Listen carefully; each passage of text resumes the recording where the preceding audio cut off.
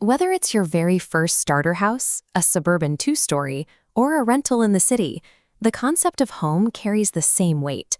It's supposed to be your sanctuary, the one place where the outside world stops at the front door. But physical reality rarely matches that feeling of security. In modern neighborhoods, you're separated from strangers by only a few feet of yard or a single layer of drywall.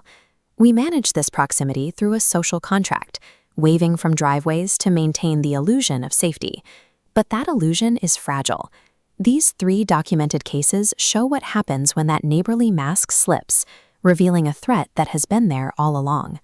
Ultimately, neighborhood living requires an inherent loss of control over who shares your immediate physical environment.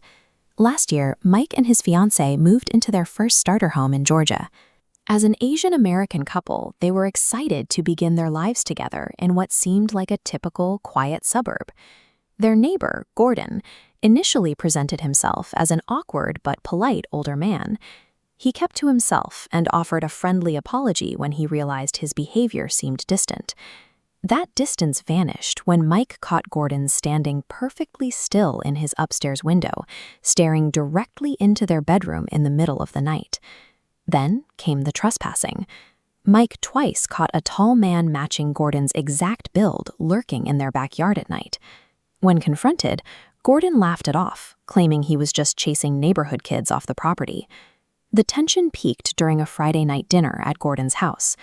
After several glasses of wine, his polite demeanor vanished.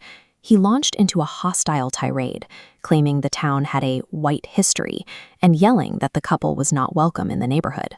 Shortly after, a brick was hurled through Mike's window in the middle of the night. With no proof for the police and a neighbor who breached their privacy, the couple moved out after only 2 months. Gordon's initial polite facade granted him weeks of proximity, allowing him to observe the couple and enter their yard multiple times before his hostility ever became public.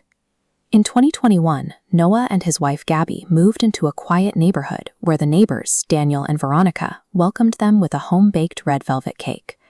That image of suburban perfection cracked when Noah heard intense shouting coming from the house.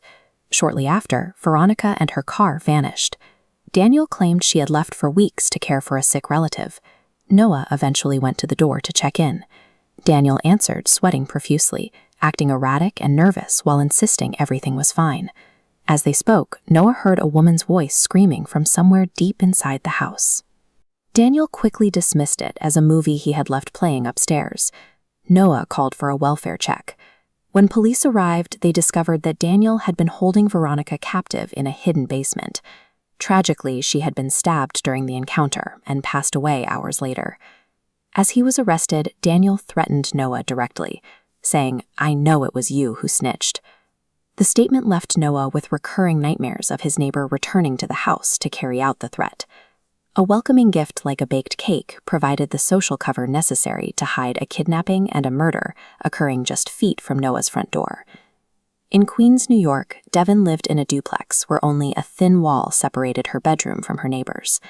The landlord described the man next door as a quiet night shift worker. But the silence was eventually replaced by a high-pitched mumbling through the wall, followed by deliberate, rhythmic tapping on the drywall right next to Devin's head while she tried to sleep. The psychological barrier completely broke when the neighbor spoke through the wall asking her, "What are you doing in there?" The question confirmed he was monitoring her movements in her own room. One night, after hearing drumming fingers on the wall, Devin finally screamed back, demanding to be left alone in an attempt to reclaim her space. A deep voice suddenly responded, not from behind the wall, but from the dark corner of her very own bedroom, telling her to go to sleep. Devin fled the house and ran into the street, screaming for help. Police found the front door open, but no signs of a break-in and no one inside. The neighbor refused to answer his door and moved out without a word to the landlord. Because the breach left no physical evidence of how it happened, Devin felt she could no longer occupy the space. She broke her lease and moved back in with her parents the next day. These 3 victims followed every rule of the social contract. They tried diplomacy, they called the police, and they asserted their boundaries. In each case, those systems failed to provide safety. This graph illustrates the gap between police response and actual safety. An officer can make an arrest, but cannot remove the vulnerability of living next to a threat. Safety was achieved only when victims abandoned their homes. The threat remained. The victims simply removed themselves.